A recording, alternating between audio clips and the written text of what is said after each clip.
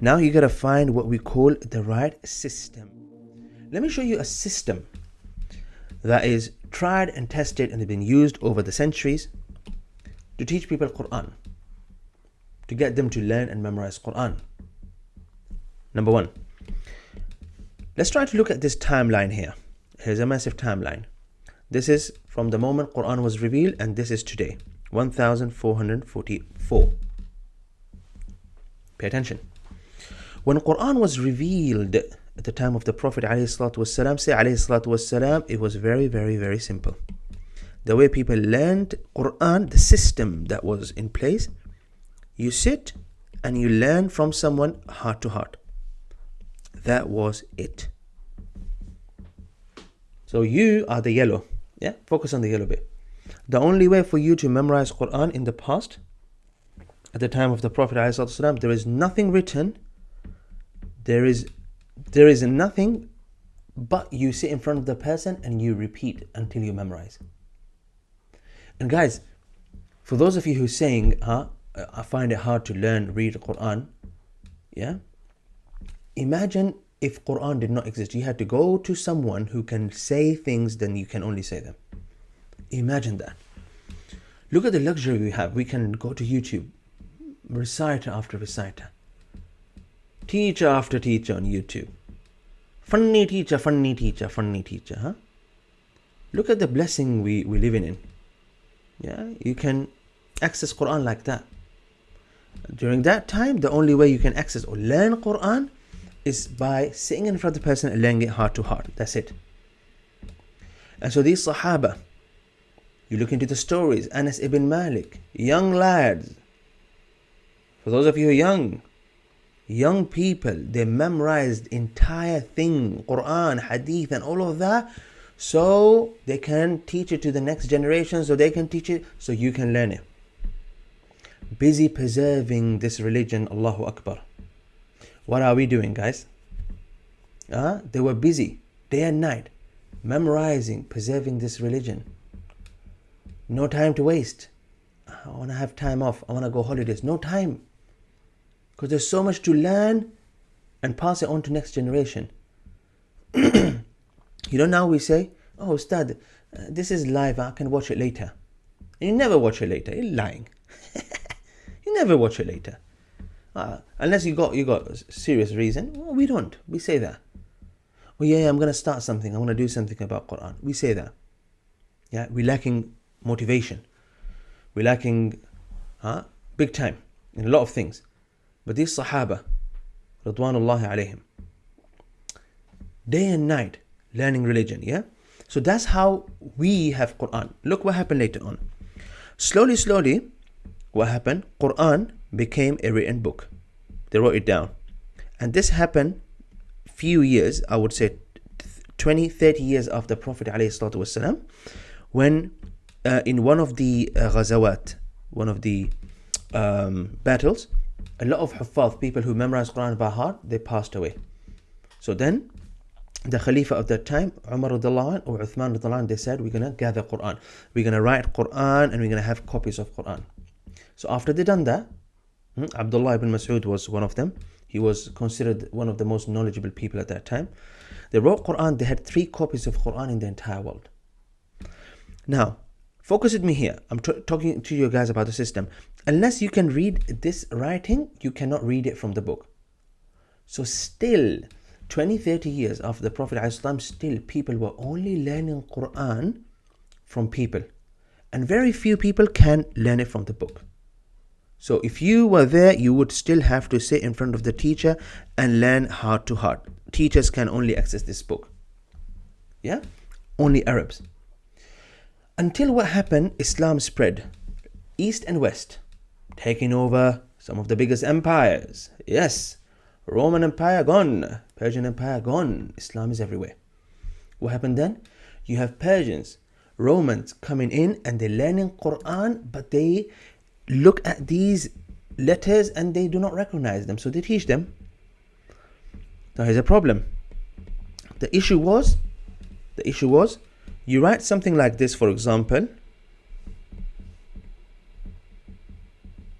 in Quran, yeah, This is how the old Arabic used to look like. And although you teach the letters to these foreigners, people who do not know Arabic language, they would end up reading this as Jim, Ha, Kha. They can read it as anything.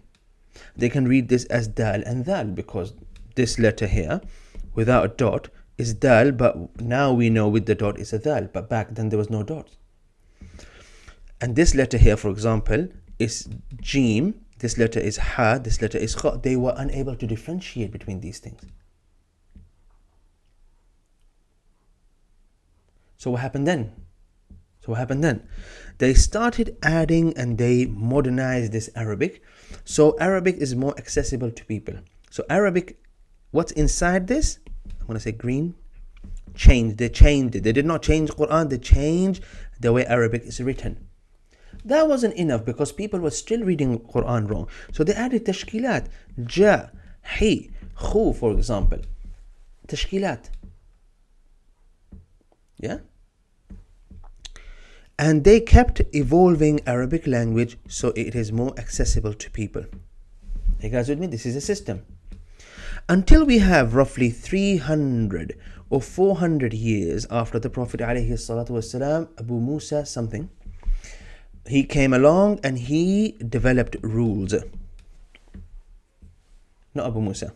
Don't want to say something and then people say, oh, how dare you say that he was wrong. He came and he set rules of Tajweed. Why? Because Arabs, there's no problem for them, but a non-Arab would read Ha as Ha. They don't know what Ha is. They would say as a Ha. So he developed these rules, Tajweed rules. An Arab would know that when you read the Quran, you do you stretch it, but a non-Arab wouldn't know. You guys with me? So what happened here? They needed people to develop rules, and this person here, few of the scholars, they sat together, they developed rules of Tajweed. After that, they start developing, now from here we would say, from here as we're developing rule, there are two things that were developed. Tajweed rules, and we also have qawaid. Now, I don't know the exact detail of qawaid, when and how, but qawaid are needed for people who are unable to read Arabic. You guys with me?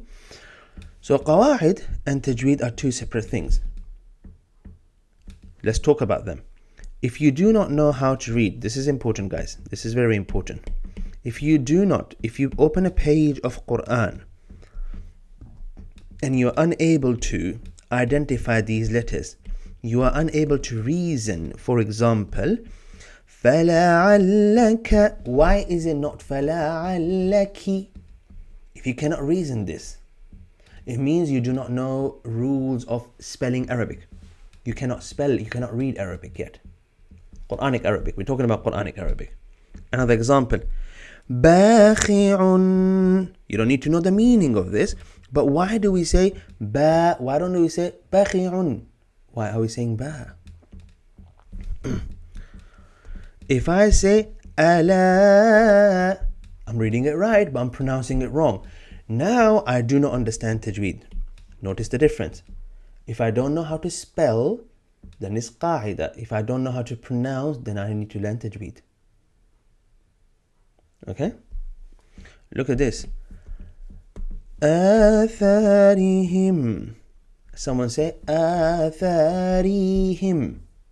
You know what my teacher used to do? He would say, open the Quran. I open the Quran, then he would say, look. And I would look. If I read this wrong, he will have, if I look at it and read it wrong, he will get angry. Say, why are you not looking properly? You should be able to. Why? Because when you read Quran, you're trying to memorize Quran or apply tajweed, you should be able to read words correctly. So that is qaida.